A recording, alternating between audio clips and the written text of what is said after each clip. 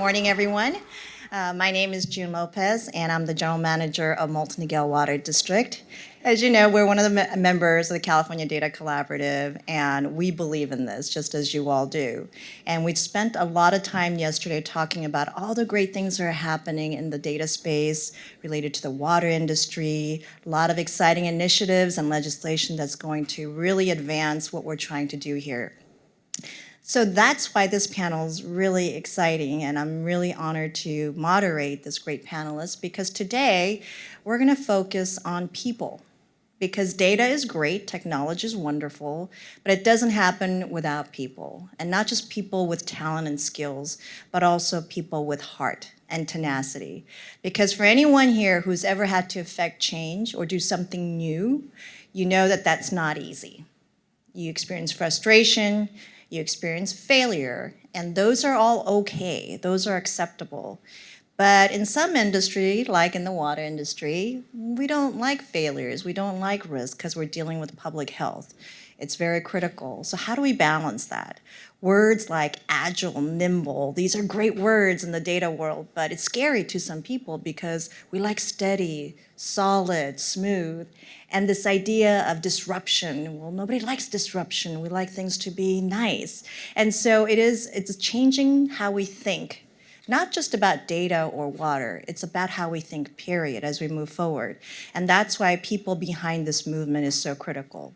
And I have panels here today of different levels of experience and different sectors that are going to share with you what they've experienced, what works, what doesn't. And we also have time for Q&A and maybe hear some questions from the audience or maybe some of your perspectives. And we want this to be very much a conversation, a dialogue. So if you have a burning question, feel free to raise your hand during, and we'll try to get you in. And normally we would have a little bit of a different format, seating style, but logistics are what it is. But we'll make it as conversational and hopefully interesting for you this morning. So without further ado, I'm going to introduce our first speaker, who is to my right, is Vyki Englert, co-founder of Compiler LA. So let me tell you a little bit about Vyki. Vyki is a software developer who co-founded Compiler LA, a civic tech agency dedicated to building a better Los Angeles. Through Compiler, her work has included serving as the ambassador for the state's open data program, as well as developing web applications for clients such as City of Los Angeles, State of California Health and Human Services, and the California Community Foundation. Previously, she worked for National Builder, building a national voter file to empower smarter campaigns, and also built OneBox, an open, smart source Ruby gem, an immersive, need my glasses, immersive learning experience and hands-on intro to open source community for new developers. She also helped launch the City of Santa Monica's Open Data Initiative by publishing the city's first data sets online, as well as launching a new website tailored toward engaging the public in the city's planning and development processes. So a lot of experience there. So take it away, Vyki. Good morning. What that covers is sort of what I used to do and how I ended up now, which is I'm no longer a software programmer. I left Nation Builder with a coworker because we were both really interested more broadly in what we saw happening in Los Angeles, a lot of these new movements and nonprofits, the LA River projects. And we were working for a company that built community organizing software, but our sales team and implementation team, those weren't their visions. They didn't really understand. They weren't necessarily community organizers or interested in changing streets. And so we left to work more directly with those organizations themselves. And so this was nonprofits and governments in the region who were definitely pushing Los Angeles towards sort of a pro-housing, pro-open streets direction. And we're like, hey, well, our skill is software developers, and we see what you're getting charged by people you can't actually communicate with. They don't understand your goals, how you want to serve your constituents, and you can't speak tech at all. It's not your skill set. And so what we were trying to do was save them a lot of money, and help them be more impactful with what they did spend their money on in terms of technology. And so at first this was building a lot of websites and web applications that were interactive. And as this went on, just in our first year, it was getting worse. It was really bad basic data literacy at our partners in explaining what they wanted, or they'd know what they wanted, but it turns out they didn't actually collect any of the data to build the thing, the visualization they wanted. Well, you don't have any data. I can't make you a data visualization of that thing. Let's talk more broadly about your data collection processes. And so in that first year, we actually got involved and took over running the local Code for America Brigade, hosting events, panels, hack nights. We got picked up by the state to be the data ambassadors for the open data program, so hosting roundtables. We had no experience in health, but they were like, hey, you're connected to this community that's a little bit data savvy. By early next year, we're worn out. We're not really building software anymore. We're doing a little bit of it. And the city and county approached me about doing another hackathon. And they're like, this time, we want a sole source. We've set aside some money to do this really big hackathon. They're like, we want you to do it. And I just said no. Which was fun. It was great. It was fantastic to be, and I was like, let's talk about what do you need? And they're like, okay, nobody here knows each other. There's no sense of community. And I was like, okay, what makes you think a bunch of civil servants are going to enjoy a hackathon? So we started there. And so we ended up with a breakfast lecture series. It's still going on now. Our 25th, I think, event was last week, called Data and Donuts, where we bring somebody in who works for a government agency in the region. We have 3 partners now. It's the county's IT department, the city controller's office, and the MPO, the Southern California Association of Governments. So all of our speakers typically work for one of those organizations. And so about year and a half in, we surveyed everybody. And we're like, okay, you've been coming out. What do you need in your job as a civil servant? Your peers or in other agencies, we figured that out. You're starting to network, learn from them. And so we got, it was fantastic reading, 50-something responses where I don't think people have been asked before, like, if we walked into your office and gave you some training or some tools, what would you need? And from that, we were able to build a 2-day training event. So there was 3 tracks. Almost all the courses were taught by civil servants from an agency, and about 80 of the 100 attendees we accepted worked for a government agency. The 3 tracks were focused on sort of database administrators, system support folks, the people who manage the data systems, data collection, but don't necessarily do the analysis. A track dedicated to the folks doing data analysis or data science. And so that was based around the survey responses of what tools they want to learn. So this was in R and Python mostly. And then the last track was a non-technical track, lots of felt cutouts and talks for managers and electeds who were now being charged with managing a team who had to build a data product. And it wasn't something they had any experience in before. So how do you hire people with these skills? Because data is a very broad field. This was super successful in that we opened the applications up 2 weeks before the event, and we had more than 300 people apply from 20-something agencies in the region, and unfortunately we only had space for 100. So we're going to do it again in March, and we're super excited that so many of these folks are taking these skills back into their jobs. For us, success looks like, we had somebody do a presentation in Microsoft Power BI. Turns out they didn't even know their whole department already had licenses through the county. So just small incremental changes in their own departments and learning to use often the resources they already have. So super excited to keep doing this and looking forward to doing it again in March. So how many of you are there that's doing this? Because this sounds like a great effort, a lot of success that could be scaled. So how many people does it take to actually do something like that? There's roughly about 8 of us. I'm the only one who doesn't work for one of the agencies in the region. I'm sort of the neutral party because there's, of course, some legal loopholes where it turns out none of them are allowed to directly purchase donuts. So they write me sponsorship checks to buy donuts. Then, there's about 7 folks who work for one of the departments who put in, on the monthly events, it's pretty low commitment, 2 to 4 hours, and they have support from their managers to spend that time, finding a speaker, showing up to our event partner is the Clean Tech Incubator, which has been super supportive of us. And then for the bigger event, that's been a much bigger lift. I end up spending a couple of, it's still the 8 really though, but we spend closer to 6 months planning that than, a few hours a month. Is the vision to scale it broader and get more people, expand that effort? We are talking about it a lot. So we're still trying to figure out what is the problem. This year, we're going to focus on making sure the curriculum we develop is better documented and online so that other folks can rerun these events in other communities. Our name, actually, School of Data, was inspired from a similar event in New York that was more presentation-based than hands-on learning. So that's our next goal, is to let other people do it, but we don't really want to get bigger than the 100 because it's about 100 attendees, students, and then 50 instructors, which was just the right size for almost everybody to get to know everybody well in 2 days. And so one of the other things we're looking at is, okay, can we create some more specialized training for 15 to 20 people where we go to an office? We bring in somebody from another agency, support them in the curriculum development. That's great.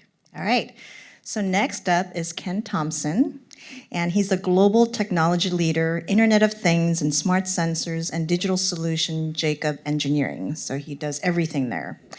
He's had 39 years of experience in the water industry and is a senior technology fellow for Jacobs Engineering in their Denver office. So he flew all the way from Denver to be with us today.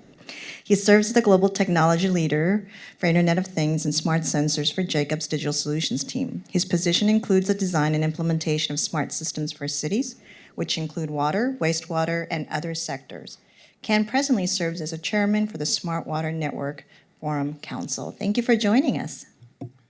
Well, thank you very much. It's a pleasure to be here today. And I can say, being around for 39 years in the industry, you unfortunately see a lot of things, and fortunately as well. The Smart Water Network Forum, as a starting point, is a group of about 180 consultants, utilities, universities, regulators worldwide that have been working together for about 10 years now. I remember the original meeting we had 10 years ago.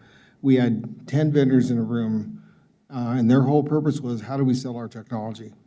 And now, out of the 180 members, about 60% are utilities, because the question is not how do you sell technology, it's how do you solve problems for utilities. And the only way you can do that is understand what the utilities need to solve.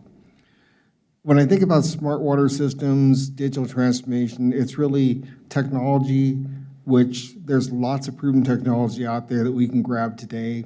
It's processes, how we use that information to be able to get value out of the technology, and people.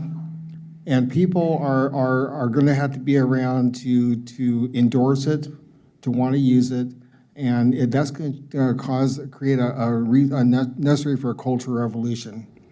And when I think about my 20 years on the utility side before joining Jacobs, we went through the safety programs in the early 80s when OSHA came on board and we had to adopt safety. It took us 10 years to do that, to really get a program in place. Are we perfect yet? No, but we were a lot better than we were back in the 80s.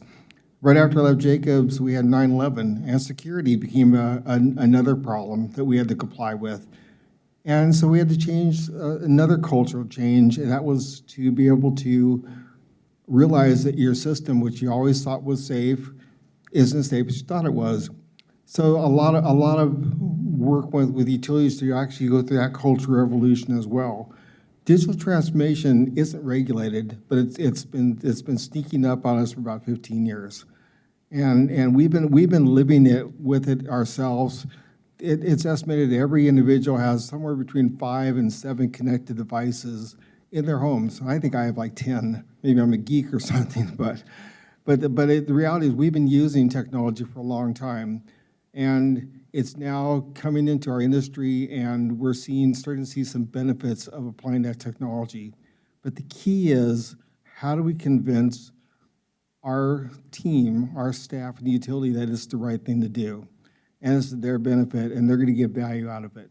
And that's a big challenge that I've seen throughout the world, not just in the United States, not just in California. I was in Christchurch, New Zealand 3 weeks ago. The exact same problem exists where they want to do technology, but they don't know how to do it and how to gain staff acceptance of it. So I think that's going to be a big challenge for us as we move forward in this, is really to be able to accommodate that and work with it. I think the best example I had was I was working in Saipan. We were putting pressure sensors out in the system, and these were IoT-based sensors. So we're out there and we're measuring pressures. They have a part of the system that's breaking.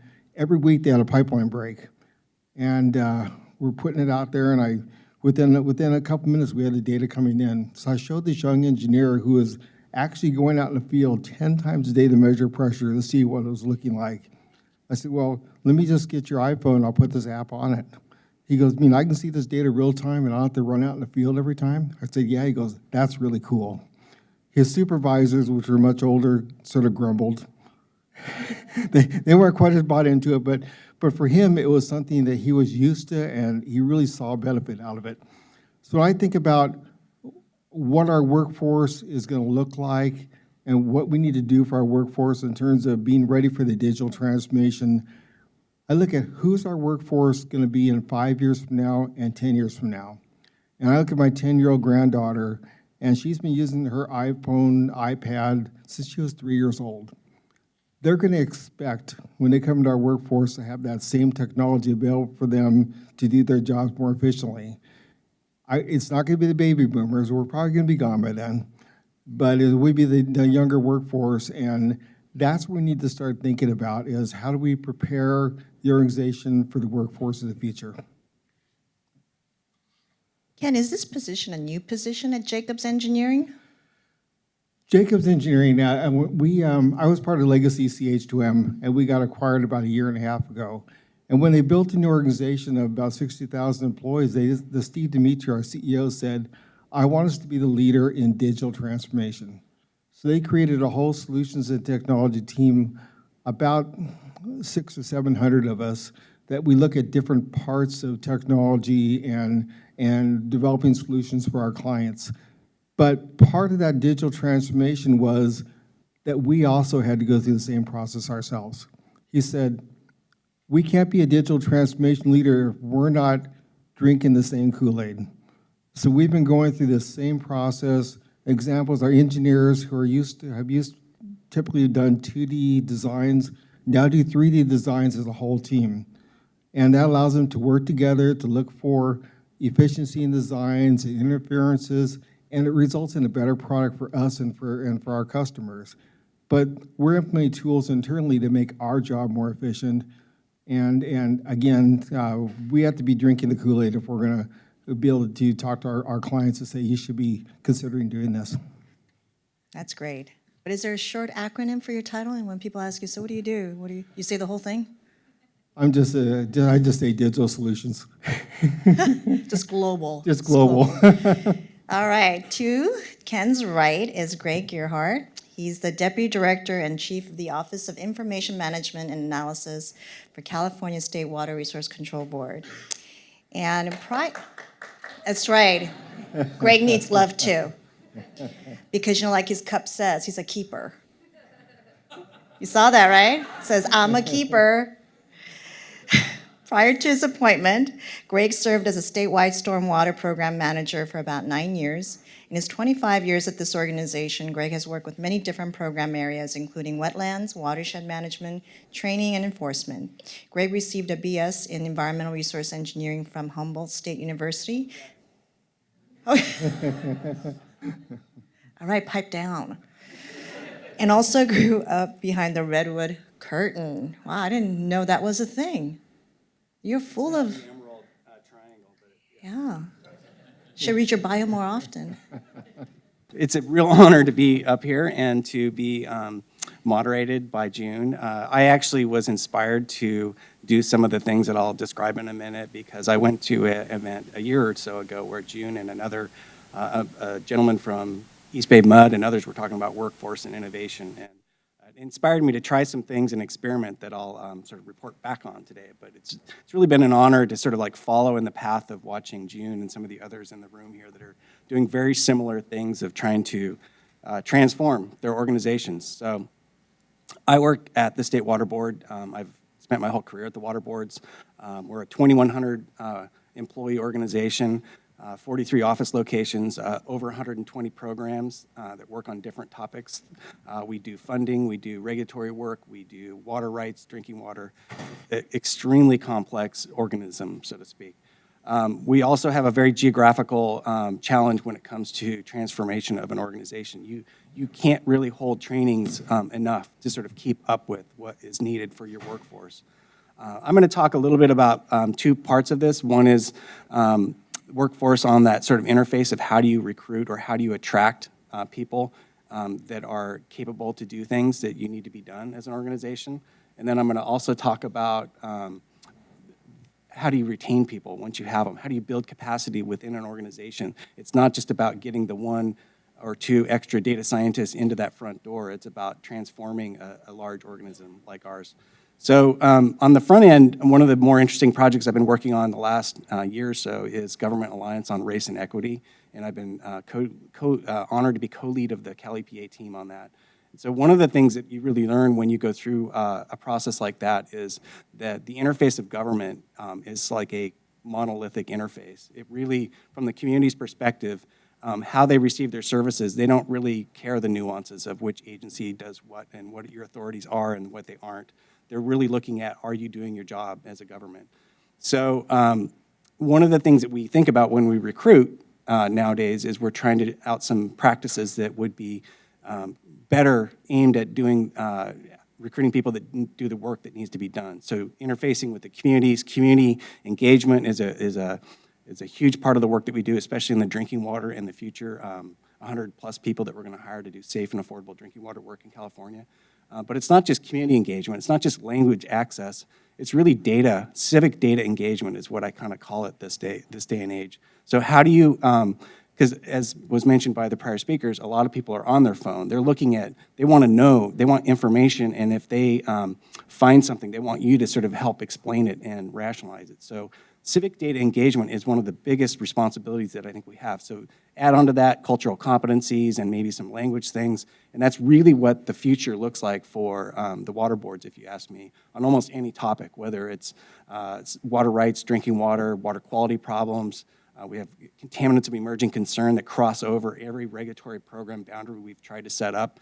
So, you know, we're really good at building silos, but once you are surrounded by silos, you're in the water board world at that point. So that's one of the real challenges. I also know that, you know, it was exciting to think about data science as a profession and how we would recruit that. So we helped create a few years ago, the state now has a classification called Research Data Series.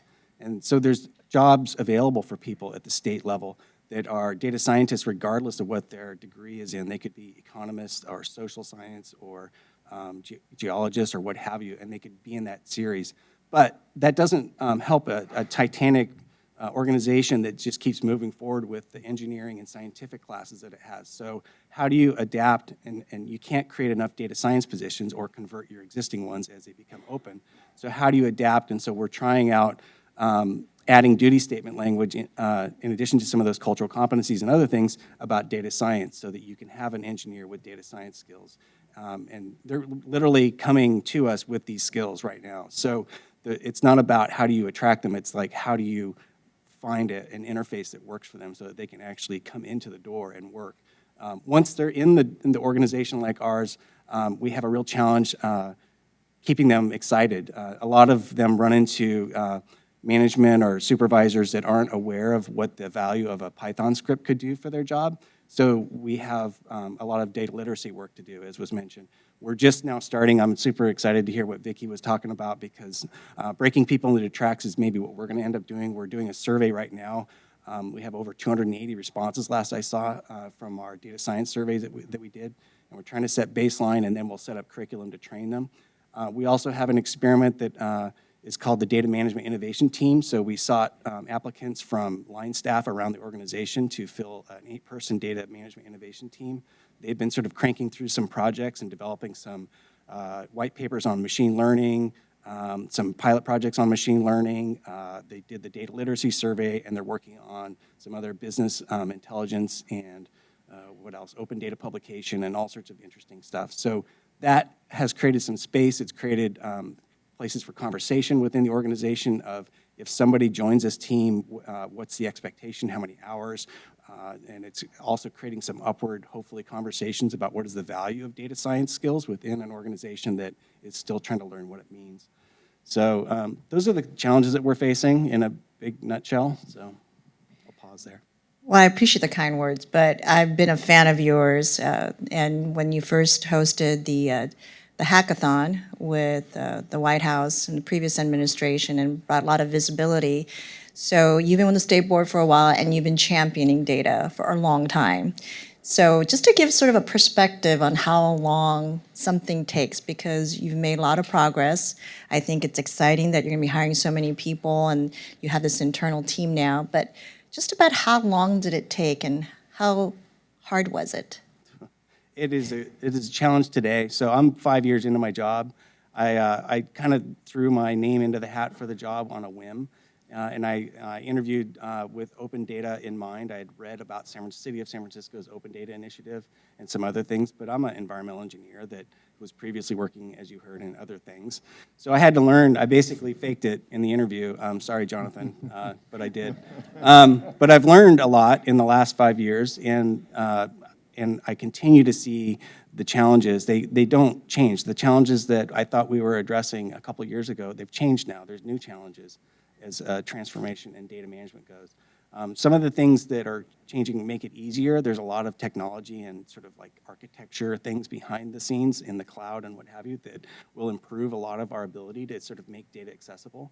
One of the first steps in an organization like ours is making data more accessible just to ourselves, let alone the public.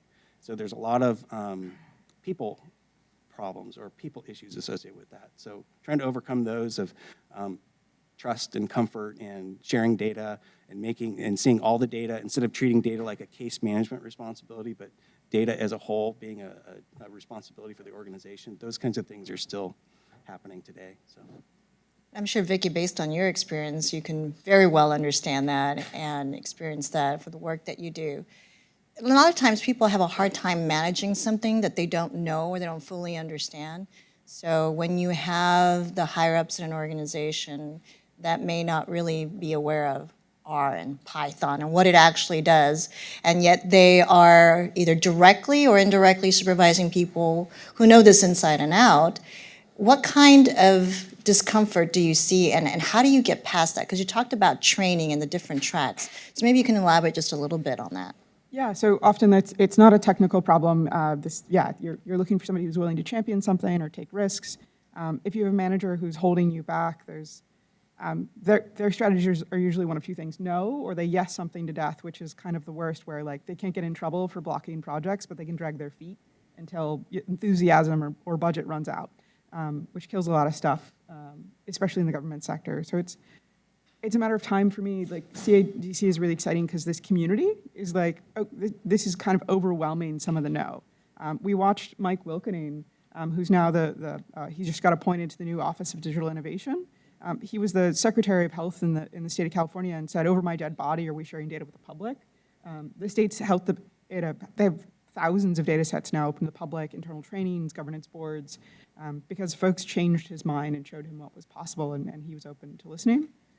But not everybody will change, so it's an ongoing problem. Yeah, we'll have to find him. We'll have to hear about what changed his mind. So just going back to you, Greg, what made you do what you do? I mean, it's a heavy lift. You didn't have to do it. What made you go the extra mile and take the harder path? Well, I feed on the energy of the people around me, and especially I have a great team, not just in my office, but people that work with me throughout the organization. And so, I mean, the original vision was, the name of the office was Information Management Analysis, and I thought, this is the public's data. You know, I've always been a very proud public servant, so we do work for the people of California, so the data belongs to them too. When I saw that I had allies and I had teammates, you know, Rafa and others in the audience that are just super passionate about this as well and sort of willing to, you know, push and try to make a change, it was easy for me to sort of like keep pushing too. But it really is one of those topics that I think once you start looking around, you'll see there's a lot of passion and emotion to do the right thing with data and to make data more accessible. It's overcoming these institutional barriers and social barriers and what have you that are the real challenge. And Ken, do you feel like in your company, because it is a private and it's based on profit, do you feel that it's easier to advance change and some of the things that are a little tougher in the public space? It's faster because we can put funding towards it a lot quicker, but easier, I wouldn't say it's that much easier because you still have the old guard that have been doing it the same way for 35 years, and they really don't want to change because they may be close to retirement, and they go, why do I want to learn a new technology when it's not going to benefit me because I'm going to be gone in a couple years. The younger generation that we're bringing in are very enthusiastic about it. In fact, I was talking to a young man the other day he's a water planning resource engineer, and he goes, I want to become part of your team. I said, well, why don't we just help you integrate your solutions from our team into your planning. That works too. And so we're trying to get the word out that you don't necessarily have to become a data scientist or data engineer. You have to be a believer in the technology and the outputs that come out of it. And if we create more believers, then that helps to transform the organization. You said something interesting in your opening remarks about listening to the utilities, giving them a solution to problems that they identified.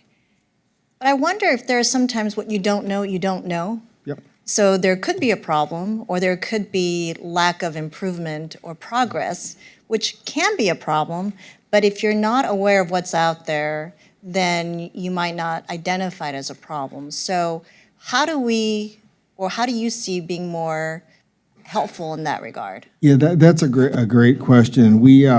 I think City of Atlanta and Christchurch, New Zealand are two good examples where they've been testing a lot of technology out there, and they are really focused on single point solutions. But they go, we know there's a lot more we can do, but how do we do it? So the whole process was to help them create this smart water framework where they basically started thinking about broadly as a whole organization, what's their mission, what are their goals, what are some of their major problems, and developing an integrated solution that can cross over multiple departments. Because what we found is as you start sharing information from one solution to someone else, all of a sudden they overlay those two information sources and they find new value. So the whole key is really to create the opportunity for them to take what they're doing and to find ways to even make it more valuable. We've been working with the chief information officers for the 50 largest water wastewater utilities for probably the last 10 years. And over the last 4 years, we've asked them the question, how much data do you really get value out of that you collect? And their answer was about 10% or less. We are good data collectors as utilities. We are very bad at processing that data and getting the maximum value out of it. So I think one thing that digital transformation is going to do is allow the utilities to learn more about what they're already doing and get some additional value out of it as part of the process. But yeah, coming from utility, when I went to Irvine Ranch, first thing I did is I looked at all the data we're collecting. I said, well, why are we doing this? Well, we had this pilot project back in 1970. I said, that's good. Are you still using it? Oh, no, but we really don't want to stop collecting it. We got this great resource of data.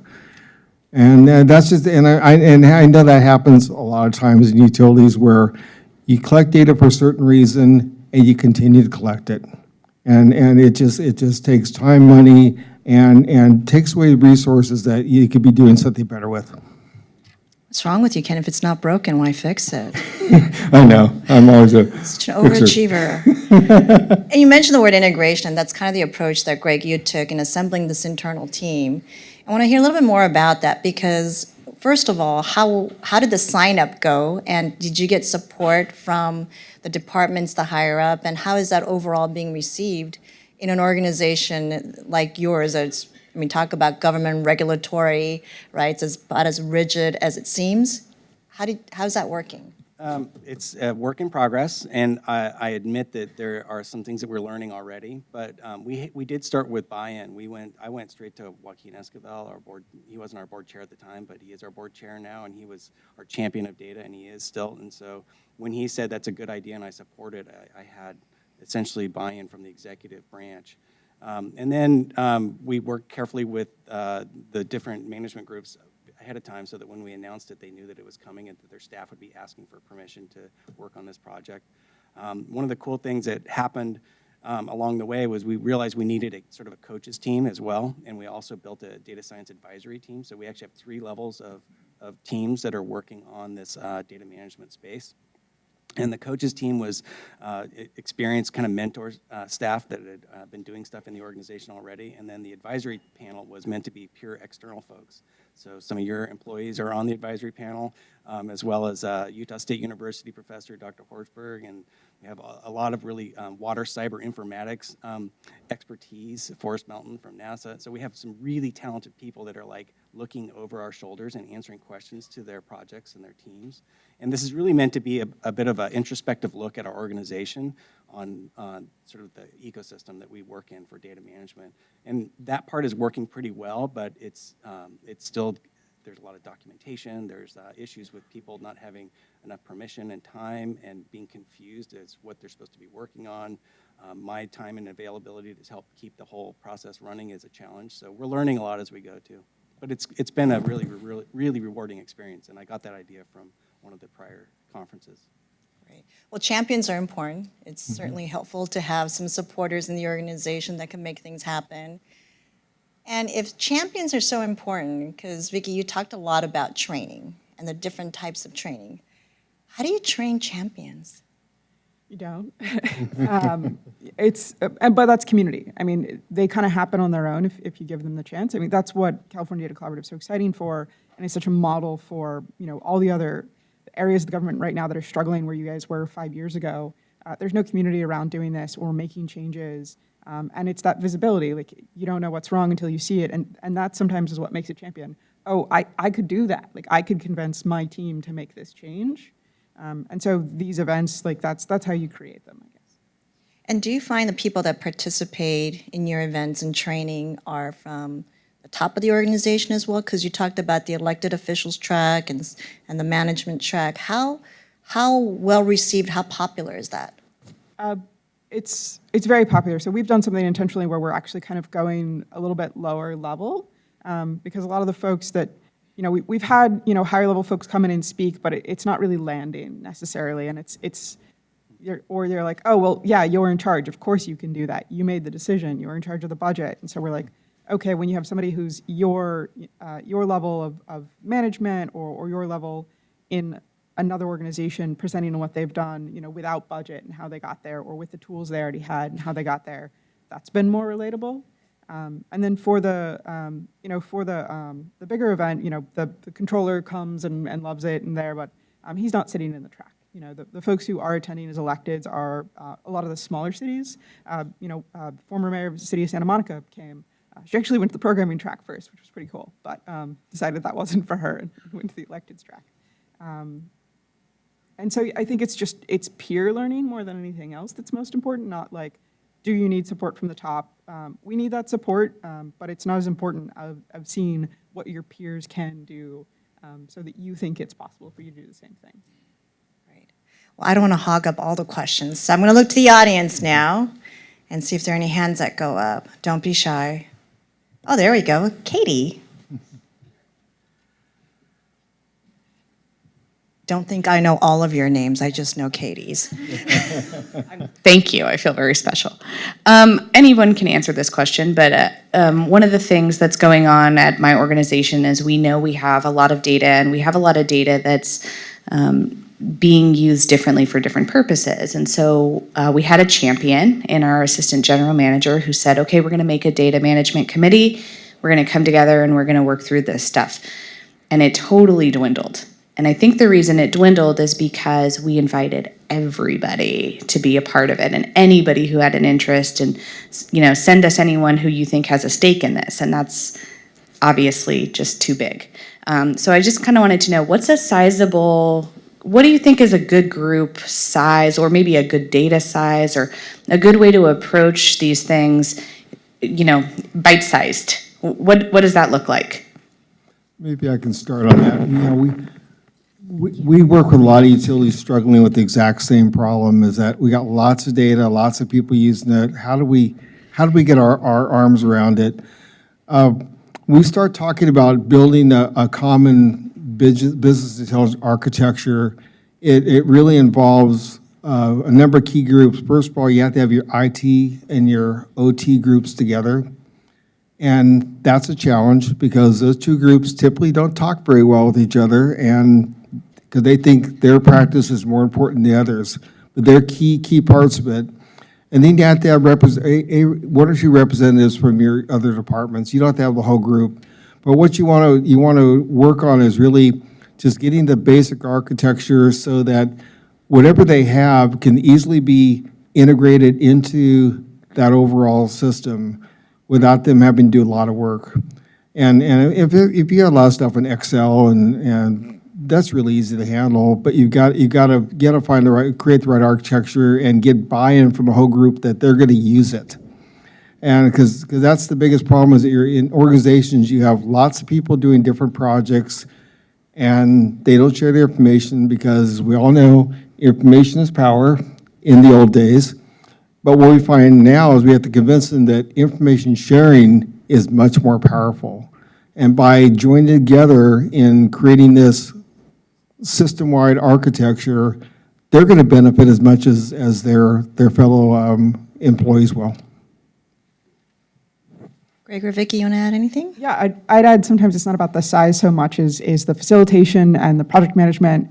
I've been on a lot of committees, and once you start to see the successful ones there's somebody there who can facilitate. There's somebody there who's documenting action items, who's doing the follow-through.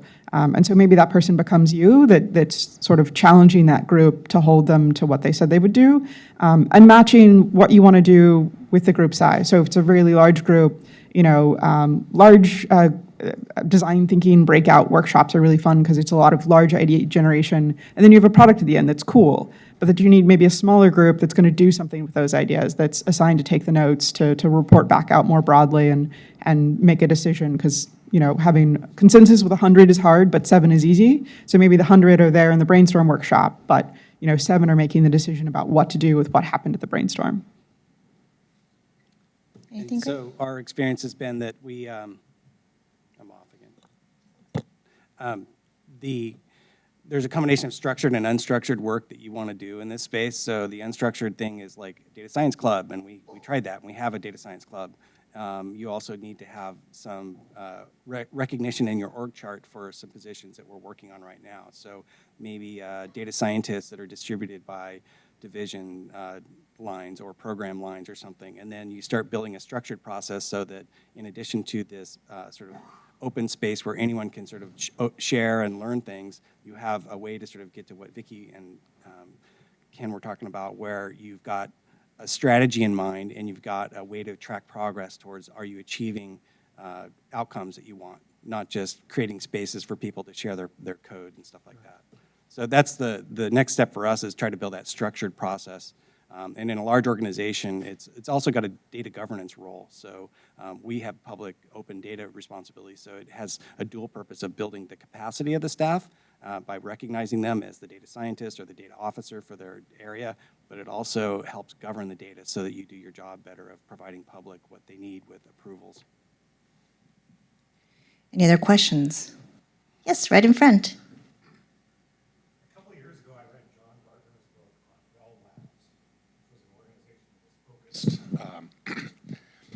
All right. A couple of years ago, in Robin Whiting, City of Davis, a couple of years ago, I read John Gartner's book on Bell Labs, which is an organization focused on innovation. And there was a quote in there that stuck with me, that there were 2 types of people at Bell Labs: those that managed what they didn't understand, and those that understood what they don't manage. So the question is it reasonable for us to even expect that our managers are going to understand the technicals of what's going on, even on the most broad level? And if that's not a reasonable expectation, then how would that affect our work strategies as data practitioners?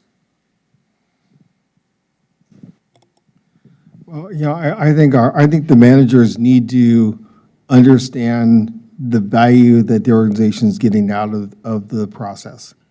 They definitely do not need to be experts in the area at all, because their job is really to make sure that their department is accomplishing certain functions, and they're doing it the best way possible. And what they can do is require that every time you put a program in place, you have your key performance indicators that you can see, am I actually performing what I thought I was going to do? If not, do I need to make corrective changes? And then that person, he or she can ask that question about, why aren't we getting what we thought we would have out of this? And is there something different we need to do to accomplish that? But I don't think they definitely need to be experts in the technology. Yeah, I agree. I don't think you can expect that, and I don't think you want that. You spend a lot of time trying to train them up on a lot of things that they don't really need. I think what you try to do is convince them, as I've heard others say, that it's in their interest. There's a lot of benefit for acknowledging that data management practices are changing, and that a better architecture or whatever your actual thing you're trying to do is going to benefit them, and try to make it fun, and realize that, it's not about accountability. Like a lot of people fear data because they're aware that it's going to maybe make it easier to see whether you can hold somebody accountable or evaluate someone differently. So trying to make it fun and positive is another sort of like little extra thing I try to do. I already had that full battle, and I really essentially on the operations side, they maybe had some common logins and passwords that were everyone was using, and the battle was like, well, you really need some individual logins, and you need some logins auditing to see what's going on for security and other reasons, and I blah.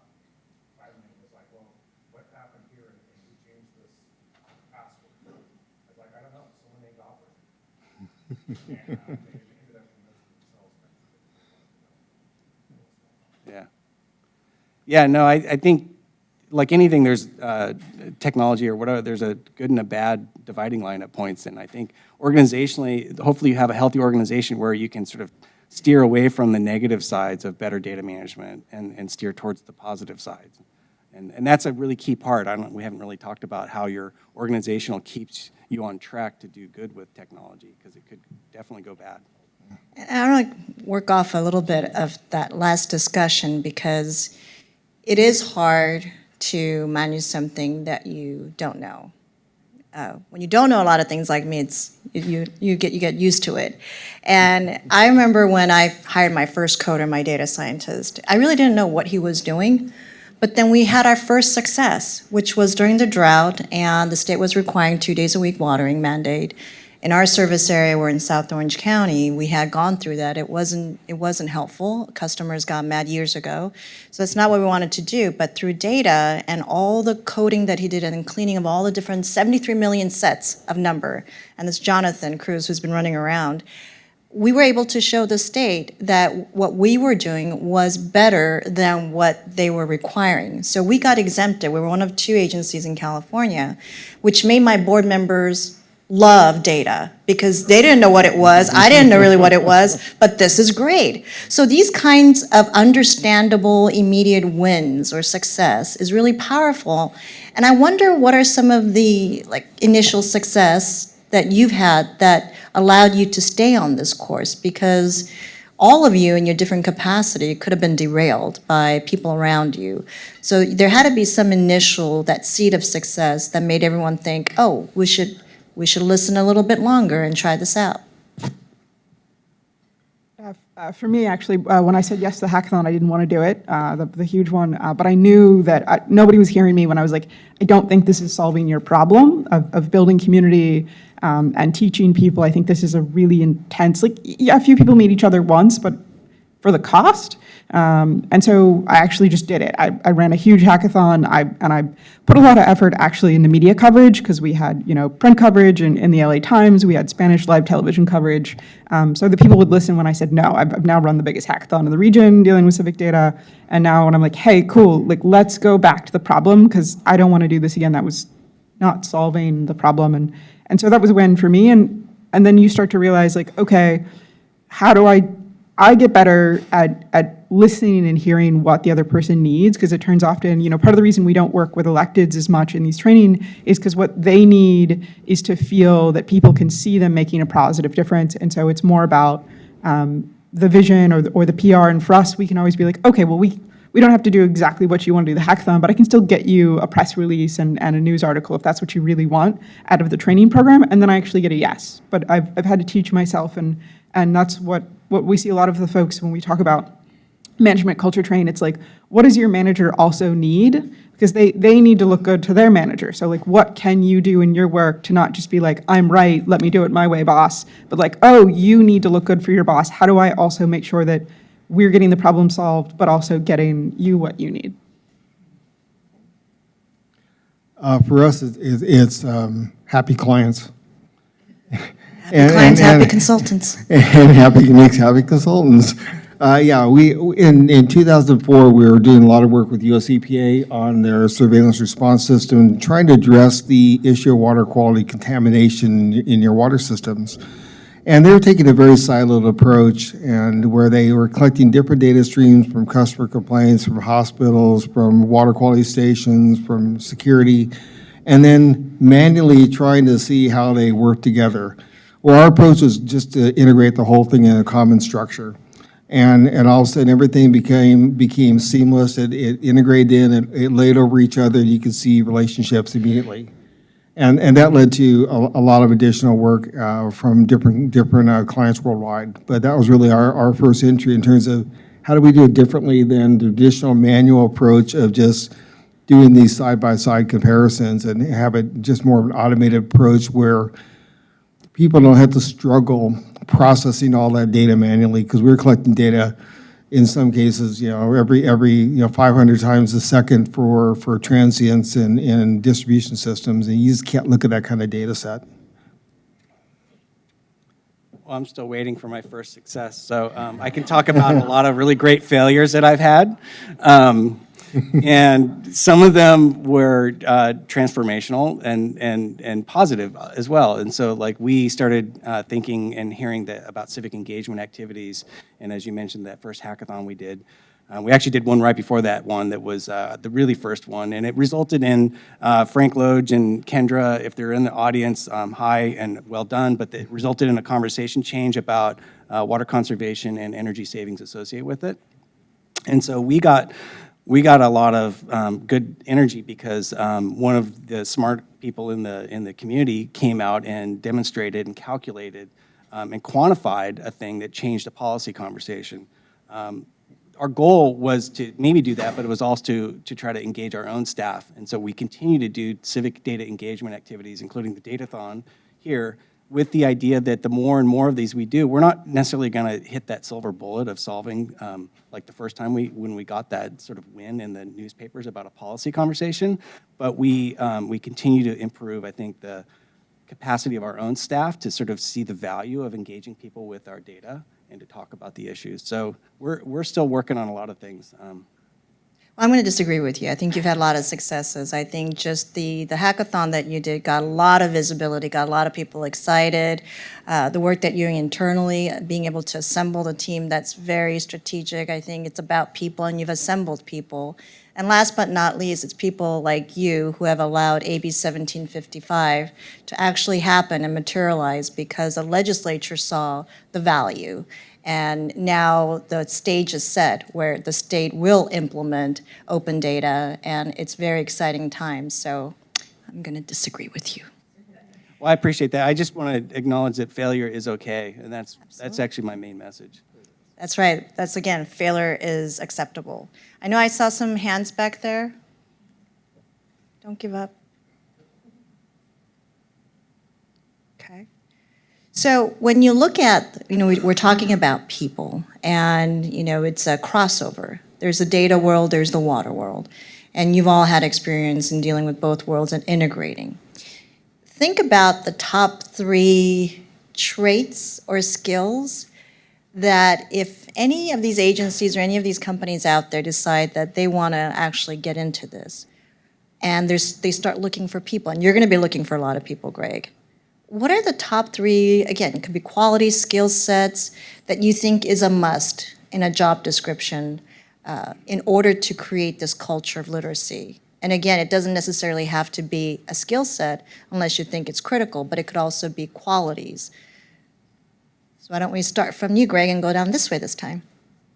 Well, I think you really have to tailor the duties for the job and think about that carefully. And so with the Safe and Affordable Drinking Water Act and the people that are going to be doing work in communities with consolidation challenges, drinking water challenges, really strong systemic racism history and things like that, really be thoughtful about what is the cross-cutting skills or team roles that you can add a new person that has roles and skills, and really tailor that to the job. It might be, I mentioned they're all going to be very similar. There's going to be very different jobs out there. There's going to be, we have people working on computer vision for cannabis and trash tracking and what have you. So there's some very traditional programmer, coding, data science jobs out there, and there's some other ones. So just tailor, really think about what you need, what you want, and ask your colleagues if they have any suggested language for duty statements or job announcements, because other people are trying this too. Yeah, when I think about the utility workforce, a lot of our current positions are still going to be there. We still have to do construction, we still have to maintain pipelines and operate treatment plants, but we need to do it in a different way. And I think the skill set I'm looking for is the willingness to be part of the team that shares information, adopts technology, and still understands that there's just some certain basic processes we got to do manually. It's just part of the game, but have a broader vision in terms of how they do their job. Yeah, so just this year, I actually got to hire a technical team, and on top of, it was pretty easy and clear to set aside, what the technical skills were, the stack we're using, we're Python first, Flash shop. But on top of that, we're like, what else do we want to build? We're working exclusively with state agencies, integrating data on these projects. And so what we kind of settled on was, in their first 2 interviews, one of the ranking criteria we gave them is, we talked a lot about the work and asked them to tell us, what excites you about, working on these state data projects, was listening to see if they unprompted brought up ethics. And potential concerns with how this could impact people, because this does have long-range impacts, because we're calculating people's salaries and outcomes of training programs. And on top of that, we were really looking for folks who were empathetic and could listen, because they're going to be interfacing directly with a lot of government staff, and being able to hear the problem and communicate out to somebody who doesn't use the same tools as them, who's also technical but using a different. That's what we're looking for, is do you have the patience? Are you willing to treat these people with respect? And really work with them, and not come in as I'm here to save you with this new tool. What we need you is actually sometimes to work with these older tools, and are you going to put up a fight if I ask you to go write a PHP script and I know you hate PHP? Well, I am very fortunate to have great staff, and I always believe that skill and the talents are critical to do the job, but it's equally important to have people with the right heart. That way you know that they're going to do it with the right intention, right motivation, and the right execution. So appreciate your feedback on that. So we're already at the hour, and time really flies when I'm having fun. So, and just as a closing, you heard about this datathon. We started calling it a datathon than a hackathon, because it was confusing to a lot of people. What are we hacking, and is that a good thing? Is that a bad thing? So now it's a datathon, and I tell people, I get it. We're not solving the problems of the world in one day, but what this creates is a community of practice. That was a term I learned this morning. One of the professors at UC Davis, Titus Brown, had a lightning talk at 9:15 with his data group. And so I had a chance to listen, and it was really interesting, because a community of practice is really about people interacting and listening to other people's experience and sharing. And that's really important. That's what a datathon is. It's not that they're actually going to solve everything in one day, but they get to work with each other. They get to disagree with each other, challenge each other, and feel as part of a community, so it doesn't feel so lonely when you're at the front end of change and innovation. And so all of you out there are here because obviously you all get it. And it might be nice, if you haven't already, to go by the Datathon room and pop in and say hello, just so that they know that we're there. And also, after today, if you can tell at least 5 people about why this is important, why we need to continue to have this conversation, and maybe do our small share to expand the community of practice, and then be able to have even a larger conference, larger summit next year.